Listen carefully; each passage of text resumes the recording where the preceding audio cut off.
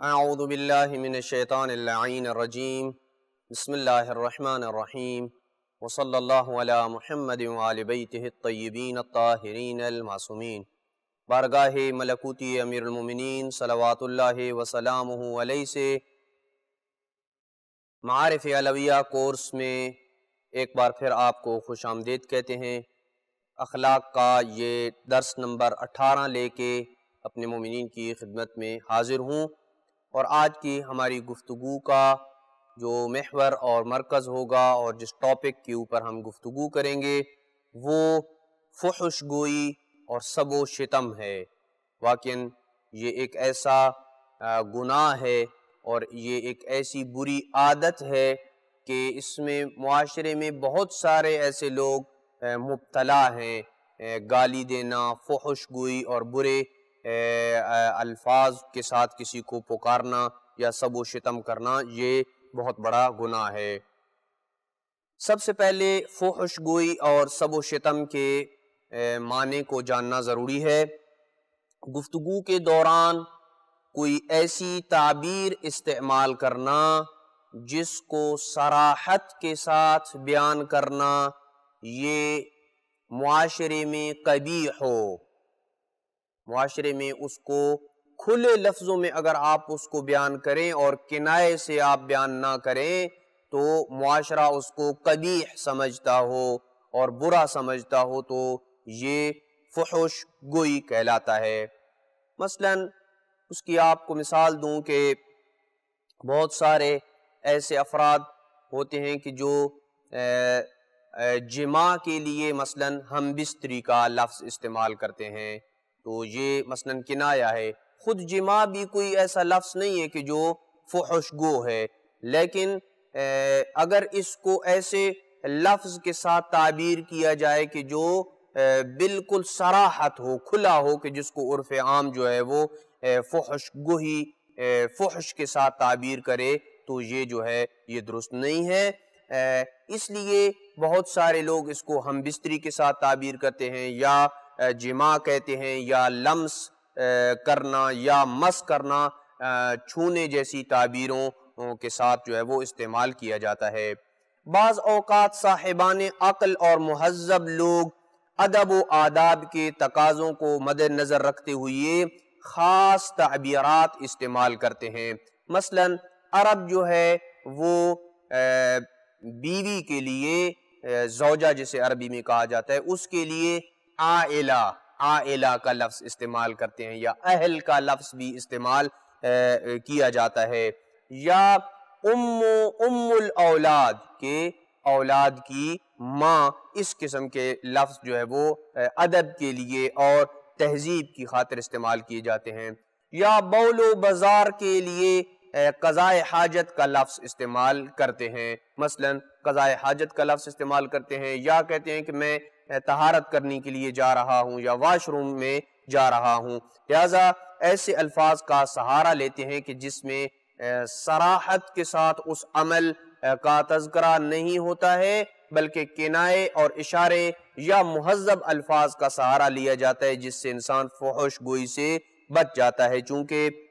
جماع، بول و بازار وغیرہ جیسے الفاظ جو ہیں یہ گھٹیا الفاظ شمار ہوتے ہیں، بس اس وجہ سے ان الفاظ کا مناسب اور متبادل الفاظ تلاش کر کے کلام میں استعمال کرتے ہیں تاکہ فحش گوئی سے بچا جا سکے۔ فحش گوئی کا معیار ہر علاقے کے اعتبار سے بدلتا رہتا ہے۔ ممکن ہے کہ ایک لفظ اور ایک تعبیر ایک معاشرے میں اور ایک علاقے میں وہ فحش گوئی کے زمرے میں داخل ہو، لیکن دوسرے علاقے میں وہ فحش گوئی شمار نہ ہوتی ہو، تو یہ بدلتا رہتا ہے۔ یا ایک قوم کے نزدیک وہ الفاظ جو ہے وہ برے الفاظ شمار ہوتے ہوں، لیکن دوسری قوم کے نزدیک وہ الفاظ برے شمار نہ ہوتے ہوں۔ سب و شتم جسے گالی دینا کہا جاتا ہے، سب و شتم اور لعنت میں فرق ہے۔ سب و شتم کا مطلب ہے گالی گلوچ، جبکہ لعنت کا مطلب ہے کہ اللہ کی رحمت سے محروم ہونے کی، یہ کسی کے متعلق بد دعا کرنا۔ جب آپ کسی کو کہتے ہیں کہ اللہ کی فلاں کے اوپر لعنت ہو، یا فلاں شخص کے اوپر اللہ کی لعنت ہے، تو اس کا مطلب یہ ہے کہ وہ اللہ کی رحمت سے دور ہے. دشمنان اہل بیت کے اوپر اللہ کی لعنت ہے. یا وہ خاتون کی جو اپنے شوہر کی اطاعت نہیں کرتی اور اس کی اجازت کے بغیر گھر سے باہر نکل جاتی ہے, اس کے اوپر لعنت ہے. یعنی کیا مطلب؟ وہ اللہ کی رحمت سے دور ہے. یہ اللہ کی رحمت سے دور ہونا یہ اور چیز ہے, اور کسی کو سب و شتم کرنا, گالی گلوچ دینا یہ اور چیز ہے. ہماری گفتگو لعنت کے متعلق نہیں ہے, ہم فحش گوئی سب و شتم کے متعلق گفتگو کر رہے ہیں. مثلا سب و شتم کے زمرے میں یہ الفاظ بھی آتے ہیں کہ خدا نخواستہ العیاذ باللہ مقدس جگہ پہ بیٹھا ہوں لیکن سمجھانے کی خاطر ان الفاظ کو استعمال کرنا پڑ رہا ہے. کسی کو کوئی خنزیر کہے یا کتا کہے یا گدھا کہے یا خائن جیسے برے الفاظ کے ساتھ پکارے تو یہ گالی گلوچ اور سب و شتم کے زمرے میں آتا ہے. یا ان سے ملتے جلتے دیگر وہ الفاظ جو اہانت اور تحقیر کے اوپر مبنی ہوتے ہیں اور تحقیر کے زمرے میں شمار ہوتے ہیں, یہ بھی گالی گلوچ کے زمرے میں آتے ہیں اور سب و شتم ہے اور یہ گناہ ہے. قذف جس کا مطلب تہمت لگانا ہوتا ہے, مثال کے طور پر کسی کو کہنا کہ وہ زانیہ عورت ہے اللہ یاد باللہ, یا کسی کو کہنا کہ وہ زانیہ عورت کا بھائی یا بیٹا ہے, یا اس کے علاوہ اس طرح کی دیگر تہمتیں لگانا یہ بھی گناہ ہے. روایت میں ان بری خصلتوں کی مذمت وارد ہوئی ہے اور مسلمانوں کو ان بری خصلتوں کے نتائج سے خبردار کیا گیا ہے. فحش گوئی کی اہل بیت اور رسول خدا صلی اللہ علیہ وآلہ وسلم کے کلمات مبارکہ میں شدید مذمت ہے. پیغمبر اکرم صلی اللہ علیہ وآلہ وسلم فرماتے ہیں ان اللہ حرم الجنت علی کل فحاش بذی قلیل الحیاء لا یبالی ما قال ولا ما قیل له. پیغمبر فرماتے ہیں کہ ہر فحش گو کے اوپر جنت حرام ہے, یعنی وہ الفاظ کی جن کو صراحت کے ساتھ بولنا قبیح ہے. بعض مثلا شرمگاہ کا نام ہی آپ لے لیں, اس کو صراحت کے ساتھ اپنی زبان میں جو ہے وہ بولنا یہ قبیح استعمال ہوتا ہے, یہ قبیح ہے. فحش گو شخص جو ہے اس کے اوپر جنت حرام ہے. بذی بری زبان والا, گالی گلوچ کرنے والا. قلیل الحیاء جس کا حیا کم ہو اس کے اوپر بھی جہنم حرام ہے. لا یبالی ما قال جو یہ پرواہ نہیں کرتا ہے کہ وہ کیا کہہ رہا ہے, ولا ما قیل له اور اسے کیا کہا جا رہا ہے, اسے کوئی پرواہ نہیں ہے کہ وہ کیا کہتا ہے, اس کی زبان سے کیا نکل رہا ہے. یہ اس نقطے کی طرف بھی متوجہ کر دوں کہ آج کل ہمارے معاشرے میں یہ رائج ہے کہ بعض لوگوں کی یہ عادت بنی ہوئی ہے کہ ان کی زبان پہ مذاق میں بھی آپس کے میں بھی بعض دیندار لوگوں کو میں نے دیکھا ہے کہ علماء سے متمسک ہیں اور صبح و شام اپنے واجبات کے اوپر عمل کرنے کی کوشش کرتے ہیں, لیکن زبان میں ان کی ایسی باتیں چڑی ہوئی ہیں کہ وہ گناہ ہیں, گالی ہیں. خواہ مخواہ کسی کو کہے گا کہ اس کی ماں کی ایسی ہے فلاں کی, اس قسم کے الفاظ اس کے زبان کے اوپر ان کا تکیہ کلام بن چکا ہے. جب تک وہ یہ نہ کہیں شاید ان کا وہ کھانا ہضم نہیں ہوتا ہے. فرمایا فَإِنَّكَ إِن فَتَّشْتَهُ لَمْ تَجِدْهُ إِلَّا لِغَيَّةٍ أَوْ شِرْكِ شَيْطَانٍ. اللہ تعالیٰ نے ہر فحش گو اور بے حیا پہ جہنم کو حرام قرار دیا ہے. اسے کوئی پرواہ نہیں ہوتی کہ وہ کیا کہہ رہا ہے اور اسے کیا کہا جا رہا ہے. اگر تم اس کا حال جاننے کی کوشش کرو تو تمہیں معلوم ہو جائے گا کہ یا تو وہ ایسا اس وجہ سے کر رہا ہے کہ وہ گمراہ ہے, اپنی گمراہی کی وجہ سے ایسا کر رہا ہے, یا پھر شیطان اس کے اس عمل میں اس کے ساتھ شریک ہوتا ہے. رسول خدا صلی اللہ علیہ وآلہ وسلم سے یہ سوال کیا گیا کہ کیسے شیطان اس کے عمل میں شریک ہوتا ہے, تو آپ نے یہ آیت تلاوت کی وَشَارِكْهُمْ فِي الْأَمْوَالِ وَالْأَوْلَادِ وَعِدْهُمْ, یعنی جس کا ترجمہ بنتا ہے کہ اور ان کے اموال اور اولاد میں ان کا شریک بن جا, یعنی شیطان تم ان کے اموال اور ان کے اولاد میں شریک بن جا اور انہیں جھوٹے وعدوں میں لگا رکھ, جھوٹی امیدیں اور جھوٹے وعدوں میں انہیں لگائے رکھو. یہ جاننے کی ضرورت ہے کہ شیطان کسی کے اموال میں کیسے شریک ہوتا ہے اور کس کی اولاد میں کیسے شریک ہوتا ہے، انتہائی مہم ترین نقطہ ہے۔ اموال میں شیطان کی شرکت سے مراد یہ ہے کہ انسان اپنے اموال کو حرام طریقے سے کماتا ہے اور پھر اسے گناہ کے رستے میں خرچ کرتا ہے، تو اس کا مطلب یہ ہے کہ اس کے اموال میں شیطان شریک ہے۔ جبکہ اولاد میں ابلیس اور شیطان کے شریک ہونے سے مراد یہ ہے کہ انسان اگر ہم بستری کے وقت مقاربت کے وقت بسم اللہ الرحمن الرحیم کی تلاوت نہ کرے تو شیطان اس اولاد میں شریک ہوتا ہے۔ جہاں یہ اس کا بیٹا ہوتا ہے گویا کہ یہ شیطان کا بھی بیٹا ہے، شیطان اس کی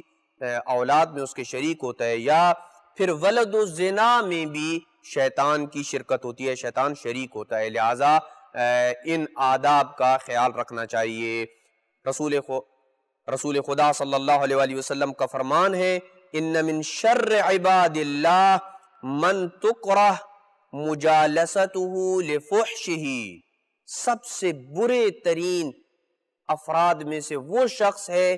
کہ جس کی محفل میں لوگ اس وجہ سے بیٹھنا پسند نہ کرتے ہوں کہ وہ فحش گو ہو، وہ برے الفاظ کا استعمال کرتا ہو، ایسے الفاظ کے جن کا استعمال کرنا عرف اور معاشرے میں قبیح ہو، وہ اس قسم کے الفاظ کو استعمال کرتا ہو، یہ سب سے برے ترین اشخاص میں سے ہے۔ امام جعفر صادق علیہ السلام فرماتے ہیں، من خاف الناس لسانہ فہو فی النار، جس کی زبان سے لوگ ڈریں، جس کی زبان سے لوگ اجتناب کریں، اس کی زبان لمبی ہے، کسی وقت بھی ہمیں کوئی جملہ کہہ دے گا اور ہماری توہین اور حقارت کر دے گا، جس کی زبان سے لوگ ڈریں فہو فی النار، وہ جہنم میں ہے۔ اور ایک اور مقام پہ اپنے شیعوں کو خطاب کرتے ہوئے اس لہجے میں خطاب کیا، معاشر الشیعۃ کونوا لنا زینا ولا تکونوا علینا شینا، اے ہمارے شیعو ہمارے لیے باعث زینت بنو، ہمارے لیے باعث ننگ و عار نہ بنو، لوگوں سے اچھی بات کرو، قولوا للناس حسنا، لوگوں کے ساتھ اچھی بات کرو، احفظوا السنتکم، اپنی زبانوں کو بچاؤ، وکفوها عن الفضول وقبیح القول، اور فضول باتوں اور قبیح باتوں سے اپنی زبان کو لگام دو، اپنی زبان سے قبیح الفاظ کا تلفظ نہ کرو اور اس سے اجتناب کرو۔ گالی یا سب و شتم کی مذمت کیا ہے؟ امام محمد باقر علیہ السلام سے مروی ہے کہ امام فرماتے ہیں کہ رسول خدا صلی اللہ علیہ وآلہ وسلم کا فرمان ذی شان ہے، سباب المؤمن فسوق، مومن کو گالی دینا فسق ہے، مومن کو گالی دینے سے انسان فاسق ہو جاتا ہے، وَقِتَالُهُ كُفْرٌ، اور جو بندہ فاسق ہو جاتا ہے وہ عادل نہیں رہتا ہے، اور جو عادل نہیں رہتا ہے اگر اس کے سامنے طلاق کے صیغے جاری کیے جائیں تو طلاق نہیں ہوتی، اس لیے کہ طلاق کے صیغوں میں یہ شرط ہے کہ دو عادل گواہوں کے سامنے طلاق دی جائے، اور جو بندہ گالی گلوچ عام اس کی روٹین ہو یہ بندہ فاسق ہے، جو مومن کو گالی دیتا ہے یہ فاسق ہے، جب فاسق ہے تو عادل نہیں ہے، جب عادل نہیں ہے تو اس کے سامنے دی جانے والی طلاق جو ہے وہ اس کی کوئی شرعی حیثیت نہیں ہے۔ وَقِتَالُهُ كُفْرٌ، مومن سے جنگ کرنا اور اسے قتل کرنا، لڑائی کرنا یہ کفر ہے۔ وَأَكْلُ لَحْمِهِ مَعْصِيَةٌ، اور اس کا گوشت کھانا گناہ ہے۔ وَحُرْمَةُ مَالِهِ كَحُرْمَةِ دَمِهِ، جس طریقے سے مومن کے خون کی حرمت اور تقدس ہے اسی طریقے سے مومن کے مال میں بھی اس کے تقدس کا خیال رکھنا ضروری ہے، اس کا مال بھی تقدس کے قابل ہے اور اسے حرمت حاصل ہے۔ روایت ہے کہ دو آدمی ایک دوسرے کو گالیاں دے رہے تھے تو امام موسیٰ کاظم علیہ السلام نے ان کے بارے میں فرمایا، البادی منہم اظلم ووزر صاحبہ علیہ ما لم یتعد المظلوم، فرمایا گالی میں پہل کرنے والا زیادہ ظالم ہے، ظالم دونوں ہیں، جو دونوں ایک دوسرے کو گالیاں دے رہے ہیں دونوں ظالم ہیں، لیکن جس نے پہلے گالی دی ہے، بعض لوگ کہتے ہیں کہ میں نے اس وجہ سے گالی دی کہ اس نے مجھے گالی دی تھی، یہ گویا کہ اپنا دفاع کر رہا ہے۔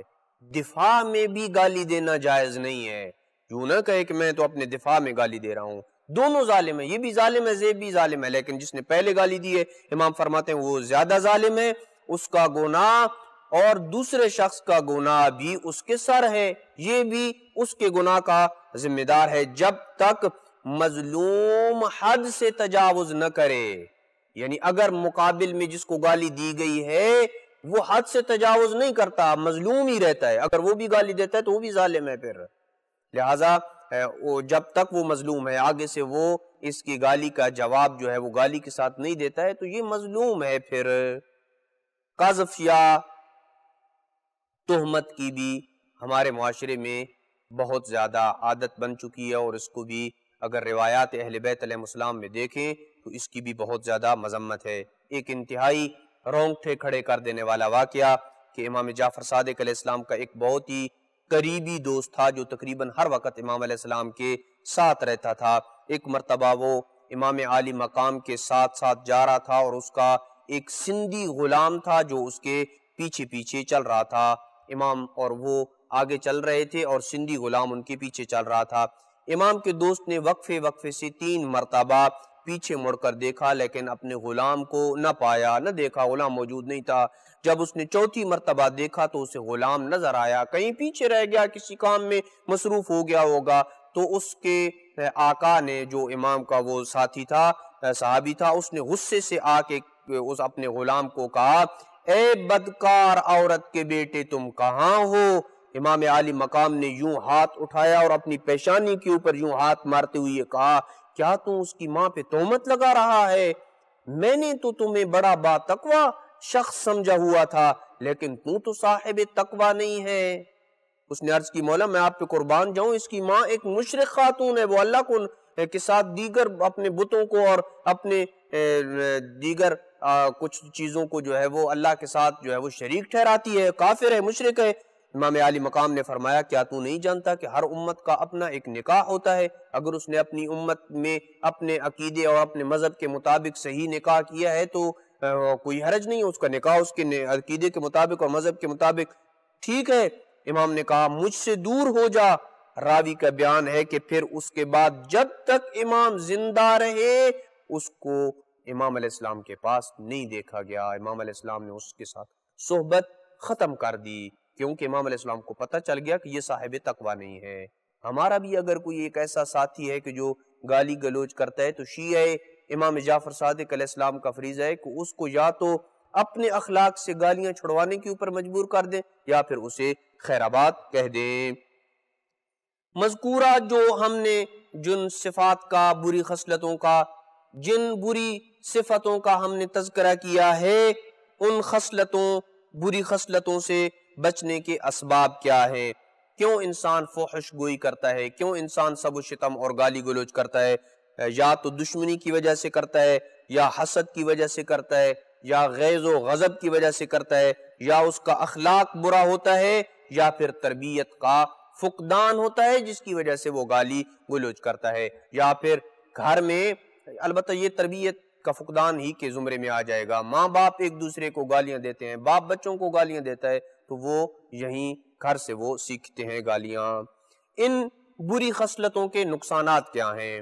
ہم چند نقصانات اپنے مومنین کی خدمت میں بیان کر رہے ہیں. سب سے پہلا نقصان، ان بری خصلتوں کی وجہ سے بندہ انسان کہلانے کا حقدار نہیں رہتا. جو بندہ گالی گلوچ کرتا ہے اور فحش گوئی کرتا ہے اور ایسے کلمات جن کا صراحتاً زبان کے اوپر لانا یہ قبیح ہوتا ہے، اس سے انسان اپنی انسانیت سے گر جاتا ہے اور انسانیت کے دائرے سے نکل جاتا ہے. نمبر 2، ان بری خصلتوں کی وجہ سے لوگوں کے درمیان عداوت اور دشمنی جنم لیتی ہے، لوگ ایک دوسرے کے دشمن ہو جاتے ہیں. نمبر 3، ان بری خصلتوں کی وجہ سے بندہ اللہ تعالیٰ کی ناراضگی کا مرکز بن جاتا ہے، اللہ سبحانہ و تعالیٰ اس سے ناراض ہو جاتا ہے اور بالآخر وہ دردناک عذاب کا مستحق قرار پاتا ہے. چونکہ ان تینوں بد خصلتوں کا تعلق انسان کی زبان کے ساتھ ہے، فحش گوئی، سب و شتم، یہ تینوں چیزیں ان کا تعلق انسان کی زبان کے ساتھ ہے. اس لیے مولا علی علیہ السلام نے اس بات کی طرف ہمیں متوجہ کرتے ہوئے فرمایا اللسان سبع ان خلی عنہ